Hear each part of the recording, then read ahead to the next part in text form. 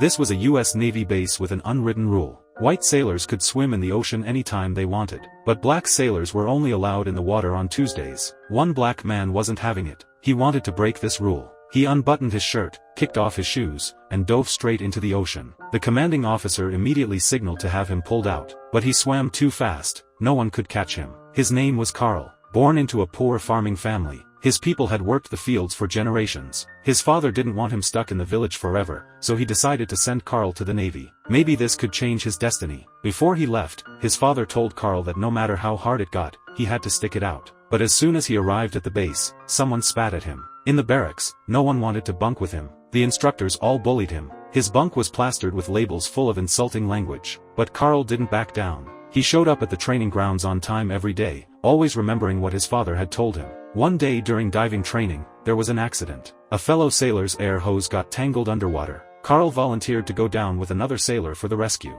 Then the vessel suffered a second collapse. His partner panicked and fled back up. Carl saved the trapped sailor alone. When they handed out medals for bravery, it went to the guy who ran away. Everyone knew glory couldn't go to a black man. Only the sailor Carl had saved gave him a look of recognition. Despite such injustice, he never gave up. Through sheer willpower, he came first in every training exercise. The instructors never praised him, but Carl didn't care. One day, there was a breath-holding contest between the black soldier and a white instructor. As the water level rose, the competition began. At 2 minutes and 50 seconds, both were fine. At 3 minutes and 10 seconds, soldiers started placing bets. By 4 minutes, the instructor had reached his limit, blood streaming from his nose. A soldier nearby, worried about the instructor, rushed forward and opened his face mask. Carl won the competition. But the commander refused to accept this reality. He not only chewed out the instructor but ordered him to find a way to stop Carl from taking the graduation exam. That night, the instructor found Carl and told him not to take tomorrow's test. Even if he showed up,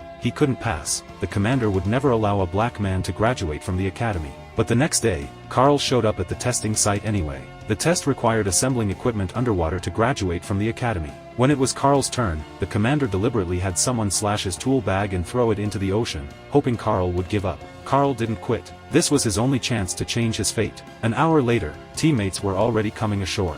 4 hours later, the last team member had completed the test. Only Carl remained, shivering in the freezing water, still searching for parts on the ocean floor. Carl had been underwater for 10 hours. Even late into the night, he wouldn't give up. The icy water made his hands shake uncontrollably. The instructor tried to convince Carl to quit, but Carl insisted on completing the test. Seeing Carl about to freeze to death down there, the instructor decided to defy the commander's orders. The commander roared and threatened to strip the instructor of his rank if he dared pull Carl up.